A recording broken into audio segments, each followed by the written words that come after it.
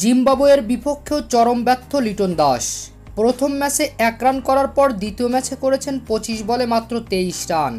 টি-20তে এমন solo batting দেখে রেগে আগুন বিসিবি সভাপতি নাজমুল হাসান পাপন। লিটনের বেতন বন্ধের হুমকি দিলেন পাপন। একসময় লিটন জোর গলায় বলতেন, আমি যত রান করি না কেন বল কিন্তু কম খাই, বল অপচয় আমি কম করি। অথচ সেই লিটন এখন টি-20তে করেন 25 বলে 23 রান, তাও আবার জিম্বাবুয়ের বিপক্ষে। শ্রীলঙ্কা সিরিজের পর জিম্বাবুয়ে সিরিজে একেবারে ব্যর্থ লিটন দাস। টানা 2 ম্যাচে 1 এবং 25 বলে 23 রান করে বাজে ব্যাটিংয়ের প্রমাণ দিয়েছে এই ওপেনার। টি-20তে ওপেনারদের এমন বাজে ব্যাটিং কোনোভাবেই মানতে পারছে না বিসিবি সভাপতি পাপন।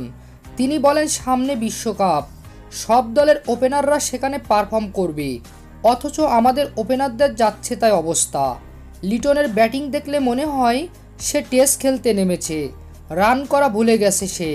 জিম্বাবুয়ের মতো দলের বলারদেরও সে খেলতে পারে না। তাকে বিশ্বকাপ দলে তো দূরে থাক, জাতীয় দল থেকে সরিয়ে দেওয়া উচিত। ওর বেতন বন্ধ করে দিলেই সব ঠিক হবে, এর আগে ঠিক হবে না। একের পর এক সুযোগ পাচ্ছে আর মনে করছে তাকে ছাড়া বাংলাদেশের আর কোনো গতি নেই। আমাদের হাতে অসংখ্য ওপেনার আছে, সৌম্য ফিরলে কিংবা তামিম ফিরলে তাকে বাদ দেওয়া হবে। রীতিমতো লিটনকে ধুয়ে দিল পাপন।